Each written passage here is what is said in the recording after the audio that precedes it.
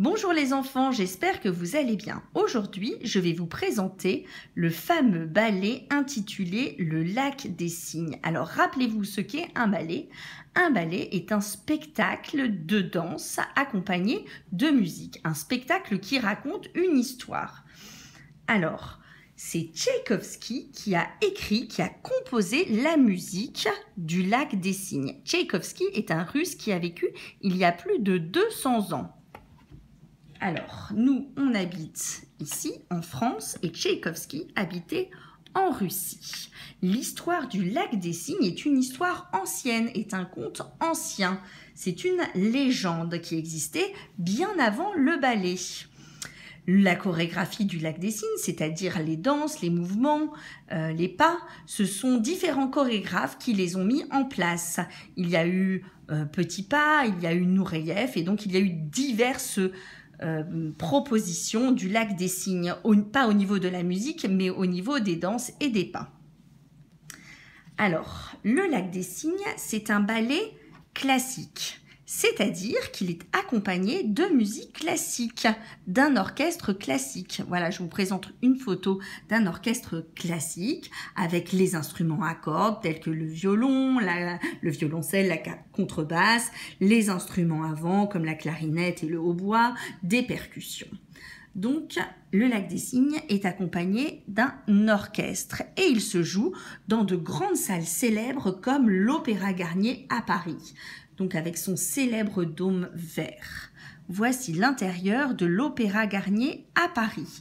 Alors, ici, sur le parterre, se trouvent les spectateurs ainsi que dans les loges. Et là, il y a la fosse. La fosse, c'est une partie en contrebas de la scène, c'est-à-dire une sorte de creux dans lequel se trouve l'orchestre. Et ici, c'est la scène, derrière le rideau, où se jouera le ballet ou l'opéra.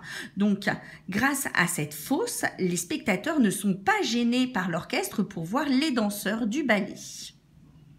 Alors, l'histoire du Lac des Cygnes. Donc, avant de vous présenter le ballet, je voudrais déjà introduire l'histoire. Alors, le sorcier Rodbart a transformé Odette, la princesse Odette et ses camarades en cygnes parce que Odette refusait de l'épouser. La journée, les jeunes filles vivent sous forme de cygnes et la nuit, elles reprennent leur forme humaine. Donc la transformation d'Odette en cygne n'apparaît pas dans le ballet. Je vais vous lire un résumé du ballet du Lac des Cygnes. Alors, c'est un ballet en 4 actes, c'est-à-dire en 4 parties, en 4 grandes parties, parce qu'il y a des sous-parties. Alors, au premier acte, le prince Siegfried fête son anniversaire avec quelques amis. Sa mère lui offre une arbalète avec laquelle il part à la chasse, à la poursuite d'un vol de cygnes. Alors, voyez ici dans le livre, le prince Siegfried et son arbalète. Ici, la mère de Siegfried. Alors, Siegfried part à la chasse et il s'apprête à tirer sur les cygnes lorsque l'un d'eux se transforme en jeune fille. Ce jeune cygne blanc a pour prénom Odette.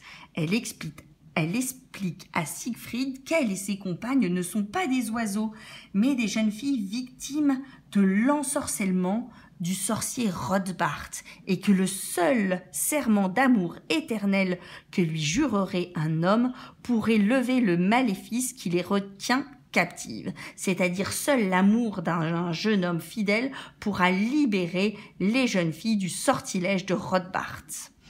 C'est à ce moment-là, dans le ballet, qu'il y a une célèbre danse intitulée « La danse des 4 petits cygnes ». J'envoie un extrait à vos parents, j'enverrai le lien à vos parents et vous pourrez regarder cet extrait du ballet intitulé « Les 4 petits cygnes ». Alors, au 3e acte, le château festoie à nouveau et en vue de son mariage, on présente à Siegfried des princesses. Arrive un invité imprévu, le sorcier Rodbart. accompagnée de sa fille Odile, qui est le sosie d'Odette. C'est-à-dire qu'elle ressemble en tout point à Odette. Dans le ballet, c'est la même danseuse qui a les rôles d'Odette, le cygne blanc, et Odile, le cygne noir. Abusé, le prince donc danse avec Odile. Il pense que c'est Odette. Pendant ce temps, Odette, la princesse cygne, tente sans succès d'attirer son attention. Rothbart, le sorcier, savoure son triomphe et sa fille exulte, enchaînant les fameux 32 fouettés. Alors, les 32 fouettés, vous les verrez dans le deuxième extrait que j'envoie à vos parents. Donc ici, sur la photo, on voit la danseuse qui est en train d'interpréter Odile, la fille de Rothbart qui va piéger le prince Siegfried. Le quatrième et dernier acte montre Odette et les cygnes désespérés puisque le prince a choisi Odile comme épouse. Le prince se rend compte du piège de Rothbart et de la supercherie.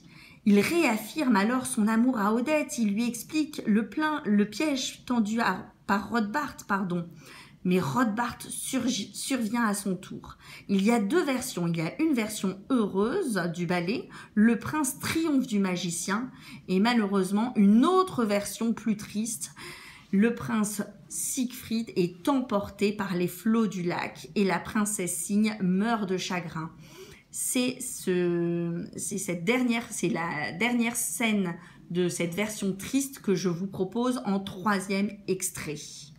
Voilà, j'espère que vous aurez bien compris l'histoire du lac des cygnes et je vous laisse apprécier les extraits que je vous envoie. À bientôt, au revoir.